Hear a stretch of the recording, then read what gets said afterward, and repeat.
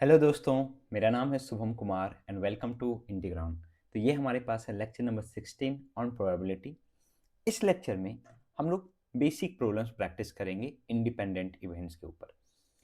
Last lecture में हमने देखा था कि इंडिपेंडेंट इवेंट्स क्या होता है, उसके लिए क्या कंडीशंस हमने जनरेट किया था। तो एक बार उसको फिर से रिकॉल कर लेते हैं कि if A and B are independent events,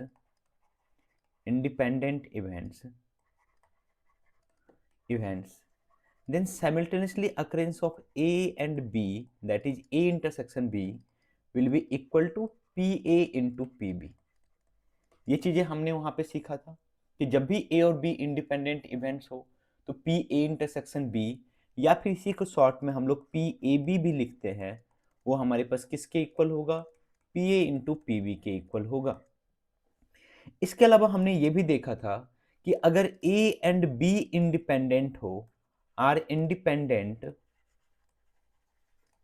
then हमारे पास क्या था कि हमारे पास A dash and B dash भी इंडिपेंडेंट होंगे, ए डैश एंड बी भी इंडिपेंडेंट होंगे, और लास्ट हमारे पास A and B dash that is B complement, ये सारे भी क्या होंगे?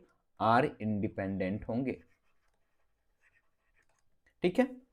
इसके अलावा हमने देखा था कि A and B, A B and C are independent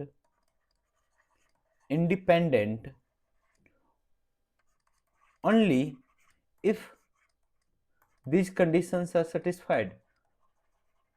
वो कंडीशंस हमारे पास क्या थे कि वो पेयर वाइज इंडिपेंडेंट होने चाहिए, और क्या होने चाहिए? वो ट्रिपली भी इंडिपेंडेंट होने चाहिए।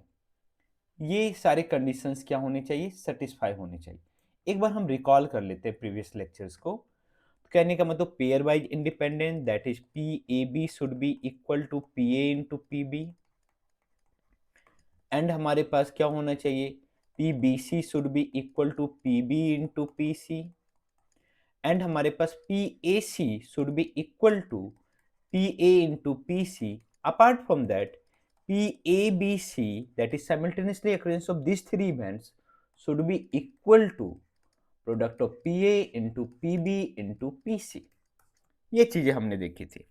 इसके अलावा भी हमने देखा था कि अगर A and B are independent,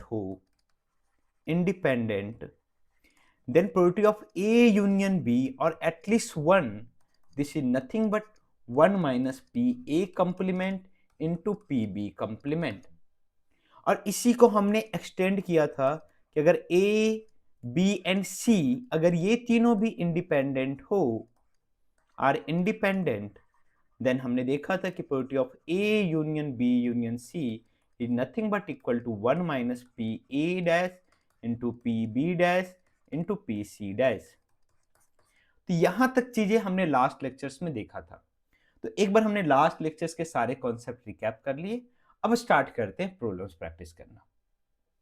तो सबसे पहला प्रॉब्लम्स है, a die is thrown if E is the event, the number appearing is a multiple of 3 and f be the event, the number appearing is even, then find whether e and f are independent or not।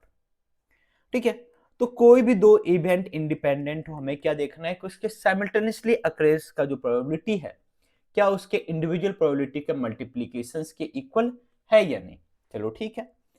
तो सबसे पहले हमारे पास sample space क्या, एक die throw किया गया है जिसमें हमारे पास क्या हो, क्या क्या हमारे पास पॉसिबल आउटकम्स आ सकते हैं। तो 1 2 3 4 5 6। ई हमारे पास इवेंट क्या है कि the number appearing is a multiple of 3, तो यहाँ पे दो ही मल्टीपल ऑफ 3 है। और एफ हमारे पास क्या है कि the number appearing is an even number, तो हमारे पास क्या है? 2 4 6, ये हमारे पास है। What is E intersection F? So E intersection F will be nothing but 6।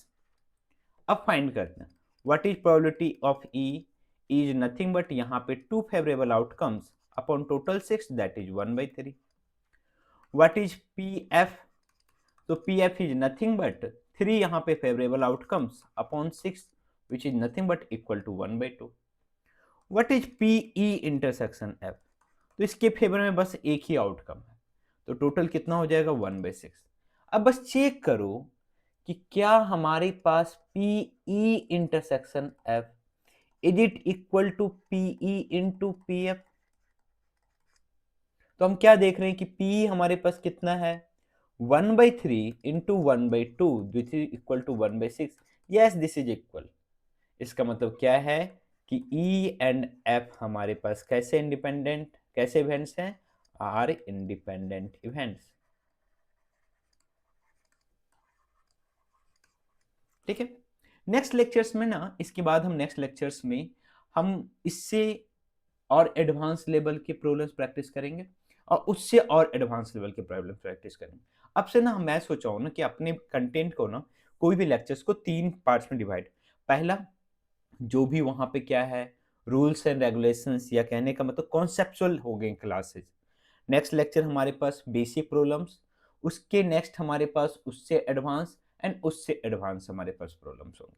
ठीक है, चलो तो हमारे पास नेक्स्ट प्रॉब्लम आते हैं कि नेक्स्ट प्रॉब्लम हमारे पास क्या है, an unbiased dice thrown twice, 2 बार फेंका गया।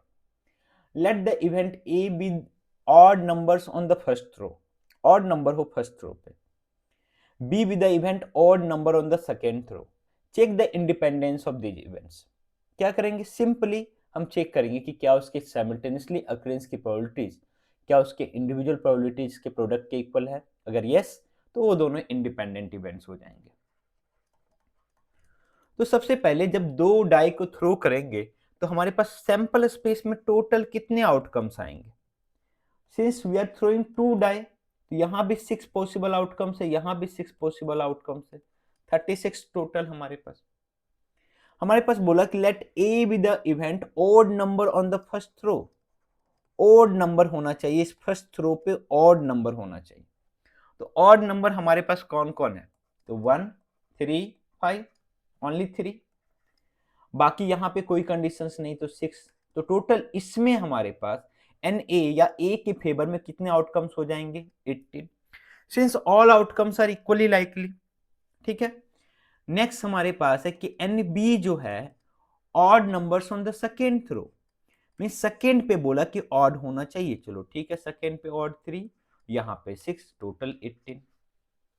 तो अब बताओ कि एन ए इंटरसेक्शन बी क्या होगा जो दोनों को सेटिस्फाई करे, दैट इज हमारे पास क्या हो ऑड ऑन फर्स्ट थ्रो और हमारे पास ऑड भी हो किस पे, सेकेंड थ्रो पे भी, तभी हमारे पास ए इंटरसेक्शन भी आएगा। इस दोनों में क्या कॉमन होगा, जब ऑड फर्स्ट थ्रो में भी हो एंड सेकेंड थ्रो में भी हो तभी कॉमन होगा। तो N A intersection B will be nothing but 3 into 3 which is equal to 9। अब फाइंड कर लेते हैं हम what is probability of A? Probability of A is nothing but equal to 18/36 which is equal to 1/2. What is probability of B? B is nothing but equal to 18/36 which is equal to 1/2. And what is probability of A intersection B? So A intersection B will be nothing but 9/36 which is equal to 1/4. क्या हम देख रहे हैं कि PA into PB की जो value है 1/2 into 1/2 which is equal to 1/4 and which is equal to probability of A intersection B.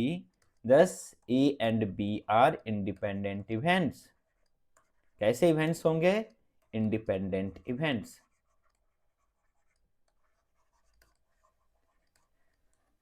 थोड़ा सा यहाँ पे एक मजेदार बताऊं इंडिपेंडेंट इवेंट्स के बारे में। देखो इंडिपेंडेंट इवेंट्स कहने का मतलब क्या हुआ कि कोई अकर करे ना उससे किसी के प्रोबेबिलिटी के ऊपर कोई इंपैक्ट नहीं पड़ना चाहिए। मान लो कि ए अकर हो चुका है, ए अकर हो चुका है, तो ए में बताओ कि ऐसे कितने होंगे जिसमें हमारे पास सेकेंड में भी ओड हो। सोचो यही इंटरसेक्शन होगा 9, तो यहां पे भी प्रोबेबिलिटी निकालोगे ना 9/18, that is probability of P B when A occurred या ए हैपेंड और it is given that A occurred, तो हमारे पास उसमें भी क्या होगा probability of A intersection B upon P A, और ये चीजें निकालोगे तो सेम 1/2 आएगा। इसलिए बी की प्रोबेबिलिटी ना ए अकर करे, सॉरी ए अकर करने के बाद भी कोई चेंजेस नहीं आएगा, या गिवन है ना कि ए हमारे पास है तब भी कोई चेंज नहीं आएगा। ठीक है। और ऐसे ही हमने कल डिस्कस किया था लास्ट लेक्चर्स में, जहां पे हम इंडिपेंडेंट इवेंट्स के बारे में बात कर रहे थे। तो ये हमारे पास प्रॉब्लम नंबर 2 था। अभी तक जो भी प्रॉब्लम्स लिए थे, हम दो पार्टिकुलर इवेंट्स को चेक कर रहे थे whether this two events are independent और नॉट। नेक्स्ट हमारे पास एक क्वेश्चन है जिसमें हम 3 इवेंट्स देखेंगे और वो चेक करेंगे कि क्या ये तीनों इंडिपेंडेंट है या नहीं। चलो ठीक है। और एक बात हमेशा ध्यान देना, इंडिपेंडेंट इवेंट्स है वो इवेंट्स पे डिपेंड करेगा, डिपेंडिंग ऑन द इवेंट्स कैसा है ना उस पे होगा, ना कि रैंडम एक्सपेरिमेंट हमारा इंडिपेंडेंट होगा कि नहीं। जैसे फॉर एग्जांपल यहां पे बात करें कि यहां पे हमने देखा कि जब हम डाइस को थ्रो कर रहे थे तो ये दोनों इवेंट इंडिपेंडेंट है। इसका मतलब नहीं कि इस पे सारे इवेंट जो होंगे इंडिपेंडेंट होंगे, नहीं। कल ही हमने देखा कि अगर मान लो कि इसमें ऑड लेते हैं तो ऑड हमारे पास 1 3 5, एंड इवन अगर हम बात करें तो वो हो जाएगा 2 4 6। Is this two events are independent कभी हो ही नहीं सकता है। हमने कल ही बात किया था कि कोई भी ऐसा event non empty disjoint event और mutually exclusive event can never be independent, कभी इंडिपेंडेंट नहीं हो सकता, क्योंकि यहां पे कभी भी P A intersection B will be not equal to P A into P B, ये इक्वल ही नहीं हो सकता। ठीक है। तो हमें इवेंट्स को चेक करना है कि वेदर दो इवेंट्स आर इंडिपेंडेंट और नॉट। चलो तो हम आते हैं क्वेश्चन नंबर 3। तो 3 coins are tossed simultaneously, consider the event E 3 heads और 3 टेल्स। अब बताओ 3 कॉइन्स को टॉस करेंगे, what will be our sample space.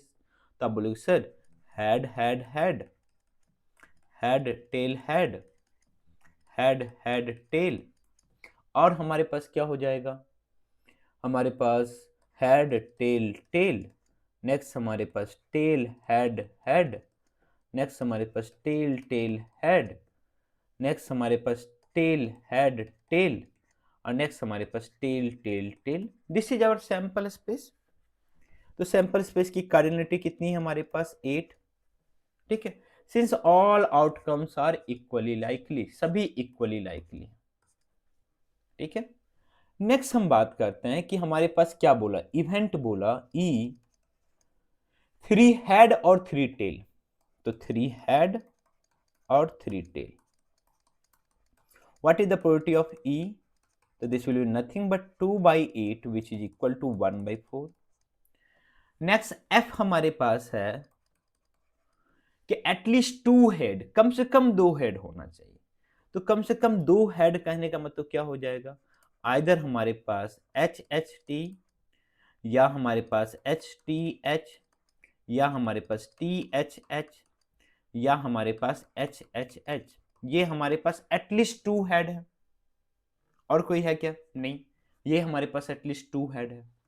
तो इसकी प्रोबेबिलिटी कितनी हो जाएगी, पी एफ हमारे पास this is nothing but equal to 4/8 equal to 1/2। Next हमारे पास G at most 2 head, G means at most 2 head, अधिक से अधिक 2 हेड। तो सबसे पहले 0 हेड लेते हैं, तो टी टी टी 1 हेड लेते हैं, T H sorry H T T, इसके जो भी हमारे पास परमुटेशंस बनेंगे, T H T, T T H, और हमारे पास एटमोस्ट 2 हेड है ना, तो नेक्स्ट हमारे पास एच एच टी, नेक्स्ट हमारे पास H T H, H H T sorry not H H T, T H H, T H H, at most 2 head, अधिक से अधिक 2 हेड। तो इसमें आई थिंक 7 होना चाहिए, क्योंकि अधिक से अधिक 2 हेड के बाद एक ही बचता है, दैट इज एग्जैक्टली 3 हेड। तो इसकी प्रोबेबिलिटी अगर हम निकाले, प्रोबेबिलिटी ऑफ जी, तो दिस इज नथिंग बट 7/8। अब चेक करते हैं कि हमारे पास ई एंड एफ इंडिपेंडेंट है या नहीं। सबसे पहले पेयर वाइज चेक करते हैं कि ई एंड एफ हमारे पास इंडिपेंडेंट है या नहीं। तो सबसे पहले निकाल लेते हैं कि ई इंटरसेक्शन एफ कितना आ रहा है। तो ई इंटरसेक्शन एफ देखोगे तो ई इंटरसेक्शन एफ में हमारे पास बस है एच एच एच। तो what is the probability of E intersection F, that is nothing but equal to 1/8। Is this equal to PE into P F, just check it. What is the value of PE into PF? So PE into PF is nothing but P is our 1 by 4. So 1 by 4 into 1 by 2 which is equal to 1 by 8. और ये since ये दोनों equal है तो इसका मतलब क्या है कि E and F are independent, ये दोनों इंडिपेंडेंट है। ठीक है, नेक्स्ट हम सेकेंड पेयर देखते हैं। सेकेंड पेयर हमारे पास क्या है, ईजी चेक करते हैं कि वेदर ईजी आर इंडिपेंडेंट और नॉट। ईजी, तो ईजी में करने से पहले हम सबसे पहले क्या निकालेंगे कि ई इंटरसेक्शन जी क्या आ रहा है, ई और जी में क्या कॉमन है। तो आई थिंक यहाँ पे एटमोस्ट 2 हेड है तो ई और जी में ये तीनों कॉमन होना चाहिए। यस, ये तीनों कॉमन है हमारे पास। तो ई जी में कॉमन है एच एच टी, नेक्स्ट हमारे पास H T H, next T H H, ये कॉमन है हमारे पास। क्या प्रोबेबिलिटी हो जाएगी ई इंटरसेक्शन जी की, this is 3/8। Probability of E intersection G, this is nothing but equal to 3/8. Just check that is this equal to P into PG. What is PE? PE check करते हैं तो PE is 1/4 and PG is 7/8. तो 1/4 into 7/8 that is equal to 7/32. नहीं, ये दोनों equal नहीं है। ठीक है, since these two are not equal, E and G are dependent events।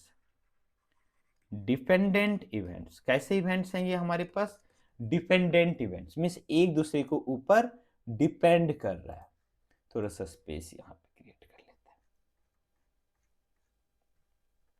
ठीक है, इसके बाद हमारे पास थर्ड पेयर है that is F and G. F G,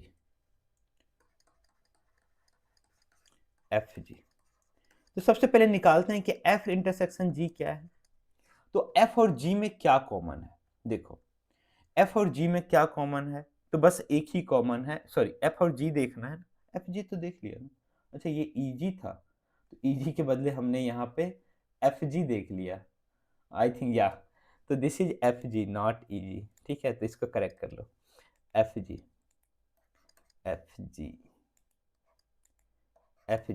तो दिस इज 3/8। तो हमें P F into P G करना पड़ेगा, P F into PG. What is PF?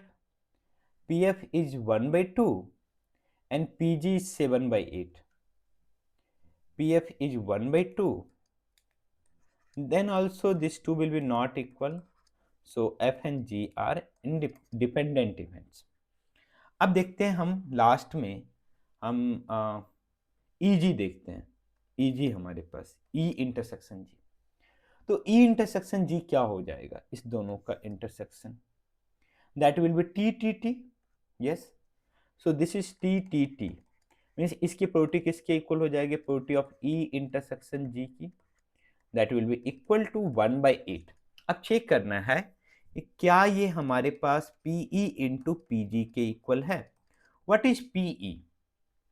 So PE is nothing but 1/4 and what is PG? PG is nothing but 7/8।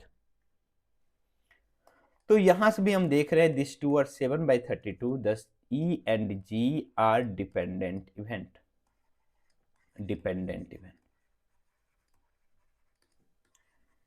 तो since हम देख रहे हैं क्या यहाँ पे एक ही पेयर है, E और F इंडिपेंडेंट हुआ, E और F हमारे पास, क्योंकि इस दोनों में एक कॉमन था 1/8, इस दोनों का प्रोडक्ट 1/8।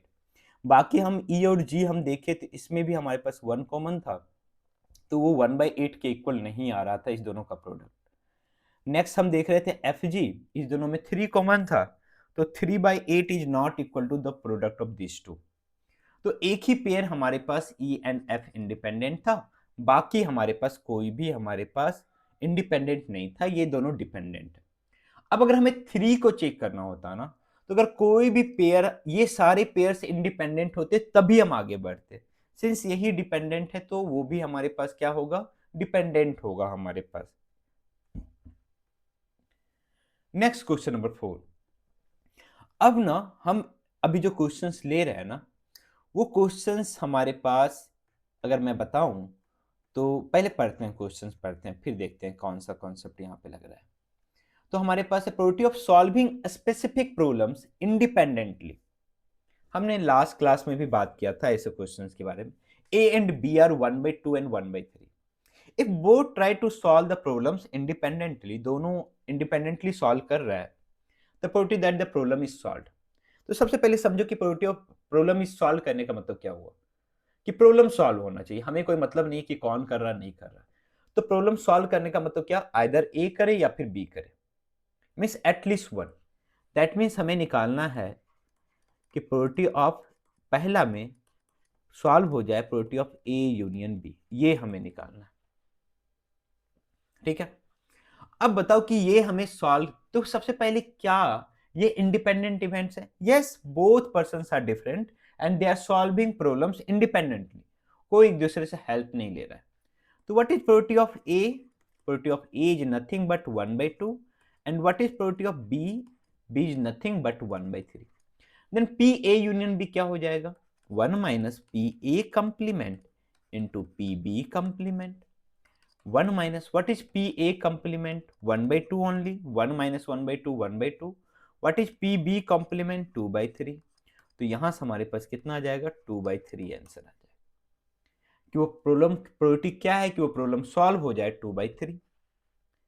अगर यहीं पे 3 होता ना, PC भी होता ना, मान लो PC इज 5/4, तो हमें क्या प्रॉब्लम सॉल्व निकालना है, तो that will be equal to PA union B union C हो जाता।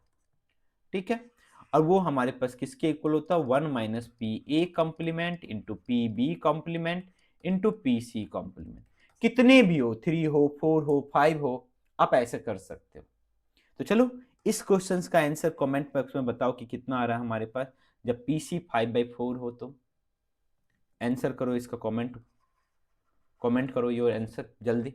तब तक हम अगले प्रॉब्लम्स की ओर बढ़ते हैं। आप यही वीडियो को रोकिए, वो प्रॉब्लम को सॉल्व कीजिए। सेकेंड हमारे पास है कि exactly one of them solve the problem, means either A करे तो बी नहीं, बी करे तो ए नहीं। ठीक है, ये हमें निकालना है। कहने का मतलब क्या चाहिए हमें, अगर ए किया प्रॉब्लम तो बी नहीं करना चाहिए इसका इंटरसेक्शन, या फिर बी करे तो ए नहीं करना चाहिए। इस बी कंप्लीमेंट का कहना, B doesn't solve the problems, A doesn't able to solve the problem. तो क्या ये दोनों इवेंट्स म्यूचुअली एक्सक्लूसिव हैं? यस, दोनों म्यूचुअली एक्सक्लूसिव है। या फिर एग्जैक्टली वन ऑफ देम हम क्या निकालते थे, अभी हम इसके बारे में सेकेंड मेथड्स के बारे में बात करेंगे, पहले इसके बारे में बात करेंगे। तो सिंस दिस टू इवेंट्स, अगर हमें इसका यूनियन निकालना है and this two events are mutually exclusive, ये भी म्यूचुअली एक्सक्लूसिव, ये दोनों के बीच में कुछ कॉमन ही नहीं है, तो this will be equal to probability of A intersection A intersection B complement plus probability of A complement intersection B. और यहां से हमारे पास क्या हो जाएगा, since A and B are independent, so this will be equal to probability of A into probability of B complement plus probability of A complement into probability of B, ये हमारे पास। और यहां से हमारे पास किसके इक्वल आ जाएगा, तो what is probability of A? Probability of A is nothing but 1/2। What is probability of B? 1/3, तो उसका complement 2/3 plus A complement 1/2 into probability of B is 1/3। तो यहां से हमारे पास आ जाएगा 2 + 3, 3/6, दैट इज 1/2। तो ये थोड़ा सा मीन्स थ्योरेटिकल मेथड हो गया, थ्योरेटिकल मेथड। अगर हम दूसरे तरीके से एनालिटिकल सोचे ना, तो हमें पता है कि एग्जैक्टली वन ऑफ देम कहने का मतलब क्या हुआ, कि हमें इस ए यूनियन में एक और माइनस कर देना है, intersection. That is exactly one कहने का मतलब क्या हो गया हमारे पास, तो ये probability of A union be at least one है, एटलीस्ट वन है। ठीक है, तो जब एटलीस्ट वन है तो हम क्या माइनस कर देंगे, जब दोनों मिलके सॉल्व कर रहा था, जब दोनों साइमल्टेनियसली कर रहा था, ए भी कर रहा था, बी भी कर रहा था, तो उसको माइनस कर देंगे, P A intersection B. What is P A union B? 2/3. What is P A intersection B? Since A and B are independent, so product of these two 1/2 into 1/3, that is 2/3 minus 1/6, and यहाँ पे LCM 6 लेंगे तो हमारे पास कितना हो जाएगा 4 minus 1. यहाँ से भी आपके पास आंसर 1/2 आएगा. ठीक है, okay. So this is another method only, another method. ठीक है, अब हम बढ़ते हैं, ये हमारे पास क्वेश्चन नंबर 4 था. 5 की ओर बढ़ते हैं. 5 थोड़ा सा हमने थ्योरेटिकल प्रॉब्लम्स लिया है. तो हमारे पास है in a probability space let A and B two event such that उसके प्रोबेबिलिटी पॉजिटिव है. ठीक है, which of the following statements is always true. अब बताओ कि अगर A and B are independent है तो क्या वो म्यूचुअली एक्सक्लूसिव हो सकते हैं? नहीं. सिंस अगर ए एंड बी इंडिपेंडेंट है तो A intersection B will be equal to P A into P B. Since both are greater than 0, so this will be greater than 0. That means probability of A intersection B is greater than 0. That means A intersection B cannot be equal to 5. तो ये तो हमें true लग रहा है. देखते हैं इसके अलावा हमारे पास A and B are mutually exclusive. Then they can sometimes be independent. No, never. हमने देखा, कल प्रूव भी किया कि अगर दो हमारे पास डिसजॉइंट इवेंट हैं, non empty disjoint event, probability of A greater than 0 करने का मतलब क्या हुआ? ए में कोई ना कोई एलिमेंट है, बी में भी कोई ना कोई एलिमेंट है. तो two non empty disjoint event और mutually exclusive event can never be independent. So this is incorrect. Mutually exclusivity and independence can hold both simultaneously if PA union B equal to PA plus PB. What is the meaning of PA union B equal to PA plus PB? That means PA intersection B equal to 5. तभी A union B PA plus PB होगा. Sorry, PA intersection B equal to 0 और A and B are mutually exclusive. अगर mutually exclusive है तो कभी independent नहीं हो सकता है जब प्रोबेबिलिटी पॉजिटिव हो. एक ही सिचुएशन है, उसके लिए प्रोबेबिलिटी ऑफ ए 0 होना चाहिए या फिर प्रोबेबिलिटी ऑफ बी 0 होना चाहिए, तभी जाके पी ए इंटरसेक्शन बी जो होगा that will be equal to P A into P B होगा. इसके अलावा कोई सिचुएशन नहीं. If A and B are independent, this is also not true. So option A is correct one. ठीक है, next question देखो. 6 die is tossed thrice. Find the probability of getting an odd number at least one. इस questions को ना I will try to solve by different methods. ठीक है, फिर देखेंगे कि how we can apply here independent events logic और हम जल्दी से इस प्रॉब्लम को सॉल्व कर सकते हैं. चलो, तो हमारे पास है कि अ डाई इज टॉस्ड थ्राइस. तो what is sample space? So sample space will be nothing but 6 into 6 into 6, that is 216.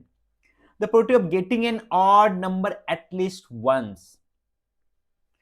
What is the number of events? Sorry, अगर हम मान ले कि A हमारे पास, तो उसके फेवर में कितने आउटकम्स हैं?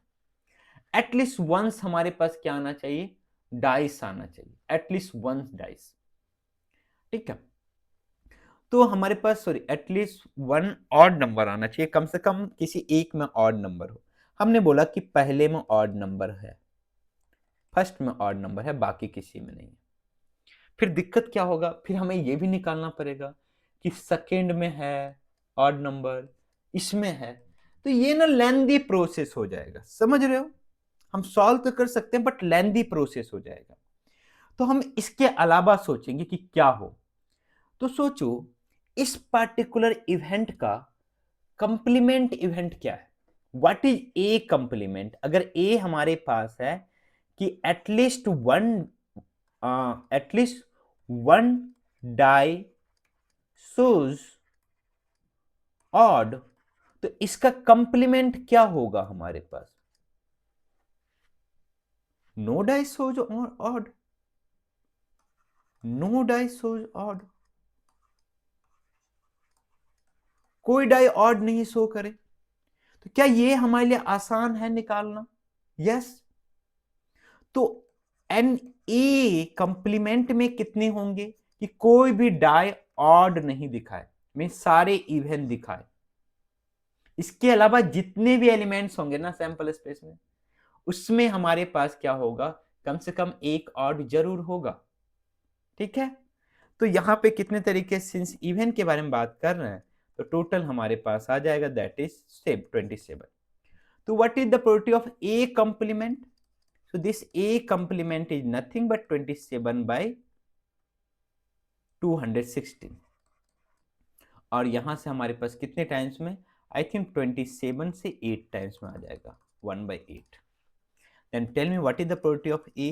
That will be equal to 1 minus probability of A complement, that is 1/8, and that will be equal to 7/8।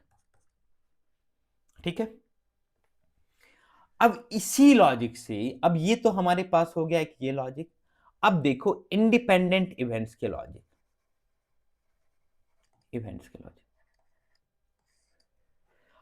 हम इसको ना 3 तरीके से देखते हैं कि पहला भी हमारे पास जब डाई थ्रू हुआ तो ऑड आ जाए, फर्स्ट में भी ऑड आ जाए O1, सेकेंड में भी ऑड आ जाए O2, थर्ड में भी आ जाए O3। क्या ये सेकेंड में जो ऑड आएगा क्या ये फर्स्ट थ्रो पे डिपेंड करेगा? बिल्कुल नहीं, क्योंकि डाई थ्रो करना है just like doing separate works, उसका कोई इंटर रिलेशन ही नहीं है पिछले वाले से कि ये आएगा तो फिर इस पे इंपैक्ट पड़ेगा, कोई नहीं। हम कितनी बार भी थ्रो करें, probability of 1 will be always equal to 1/6। तो इसका मतलब हमें निकालना है क्या, at least one of this 3 events. क्या निकालना है? At least one of this 3 events, that is union of this 3 events, इसका प्रोबेबिलिटी निकालना है। Since this 3 events are independent, this will be equal to probability of O1 complement into probability of O2 complement into probability of O3 complement। So 1 minus O1 complement कहने का मतलब क्या हुआ, या probability of odd निकाल लेते हैं। What is probability of odd? हमारे पास किसी भी थ्रो में odd की probability कितनी हो जाएगी, 3/6, 3 odd है दैट इज 1/2। तो इसका कंप्लीमेंट भी कितना आएगा, 1/2 इंटू 1/2 इंटू 1/2, यहां से आपके पास आंसर कितना आ जाएगा, 7/8। देखा, एक तरीका बस हमें ये सोचना था कि वेदर ये जो वर्क हो रहा है, ये जो डाई को थ्रो किया गया 3 टाइम्स या 3 डाई को थ्रो किया गया, इसमें क्या होगा, पहला ओड, दूसरा ओड, तीसरा ओड, और ये तीनों का तो कोई रिलेशन नहीं, मींस इंडिपेंडेंट है, कोई इंपैक्ट ही नहीं पड़ेगा कि इसके अकरेंस का इसके प्रोबेबिलिटी के ऊपर कोई इंपैक्ट ही नहीं पड़ेगा, तो हम लगा सकते हैं।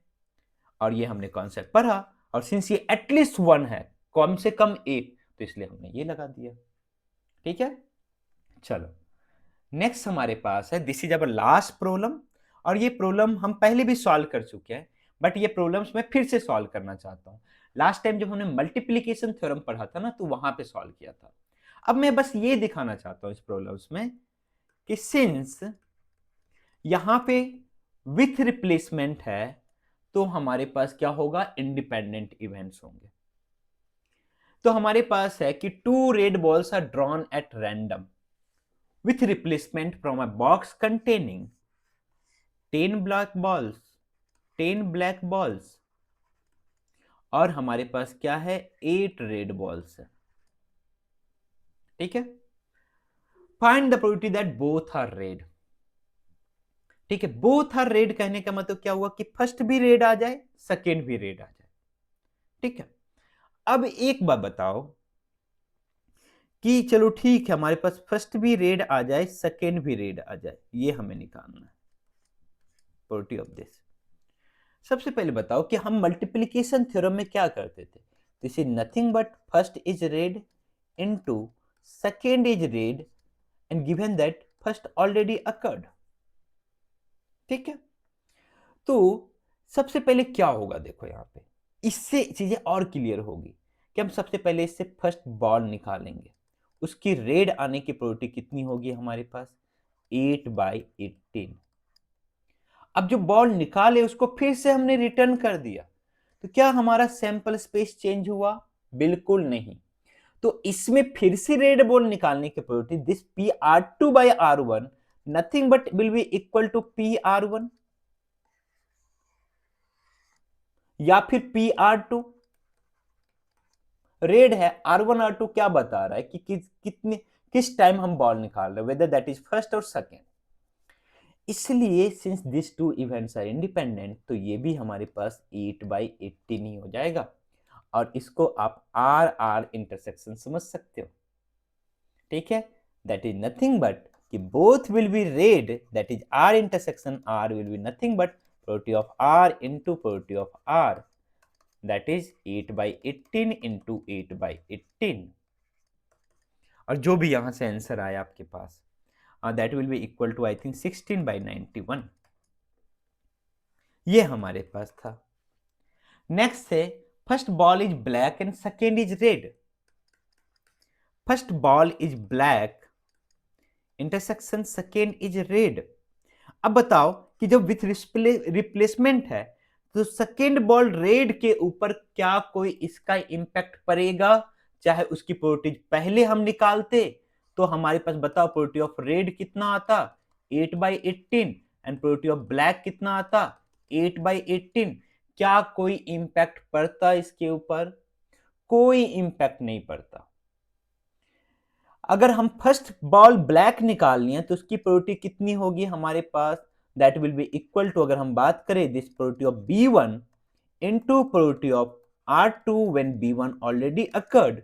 बताओ प्रोबेबिलिटी ऑफ B1 हमारे पास कितना होगा, क्या वो 8/18 है? यस। प्रोबेबिलिटी ऑफ रेड अगर ब्लैक हो चुका है तो कोई बात नहीं, हमने रख भी तो दिया, तो अगेन रेड की प्रोबेबिलिटी दिस के इक्वल होगी, PR के ही इक्वल होगी ये हमारे पास। दिस मीन्स ये इवेंट्स कैसे हैं? इंडिपेंडेंट है। अगेन हमारे पास ब्लैक कितने भैया, ब्लैक आई थिंक 10 है ना, यस 10। तो 10/18 इंटू 8/18, तो यहां से हमारे पास कितना आ गया 5949 20/9 81। ठीक है, लास्ट क्वेश्चन बोला कि हमारे पास one of them is black and other is red. Since ध्यान देना रिप्लेसमेंट में कि हमारे पास जो वर्क हो रहा है वो एक ऑर्डर में हो रहा है। ठीक है, सिंस यहां दोनों रेड था तो कोई मतलब नहीं है, कोई ऑर्डर मैटर नहीं करेगा क्योंकि दोनों सेम ही है, रेड रेड है। लेकिन अगर रेड ब्लैक होगा तो वहां पे ऑर्डर मैटर करेगा। एक हमारे पास होगा PB1 इंटरसेक्शन R2, और दूसरी बार ये हो कि हमारे पास फर्स्ट रेड आ जाए, सेकेंड हमारे पास ब्लैक आ जाए। ठीक है, सिंस हमें पता है कि रेड ब्लैक इंडिपेंडेंट इवेंट्स है, रिप्लेसमेंट से हो रहा है, तो this will be nothing but equal to probability of B into probability of R, और ये भी हमारे पास probability of R into probability of B के इक्वल हो जाएगा, that is nothing but 2 times of probability of B into probability of R। और हम ऑलरेडी निकाल चुके हैं ये, तो 2 into 20/81, this will be equal to 40/81। ठीक है, तो ये कुछ क्वेश्चंस मैंने आपके लिए इस लेक्चर्स में लिए थे। आई होप आपकी मेरी जो कोशिश है आपको चीज़ें क्लियर करने की वो थोड़ी सी कामयाब हो रही होगी, और आपको अच्छा लग रहा होगा मेरा ये कंटेंट। तो प्लीज़ अपने यार दोस्तों मेरे कंटेंट को शेयर करें जितना हो सके, और प्लीज़ सब्सक्राइब कीजिए। मैं वीडियो के लास्ट में इसलिए बोल रहा हूँ ना, this is worth it for those only who are watching my content seriously. ठीक है, हमें पता है कि ट्रस्ट बनाने में टाइम लगता है। ऐसा नहीं कि मैं आज वीडियोज बना दूंगा और लाखों लोग मेरे देखेंगे, और मेरे को लाखों लोग को पहुंचना मेरा कोई पार्टिकुलर एम्बिशंस नहीं। मेरा एम्बिशंस है कि एक अच्छा कंटेंट होना चाहिए, एक सिस्टमैटिक कंटेंट होना चाहिए। That's I am trying to make.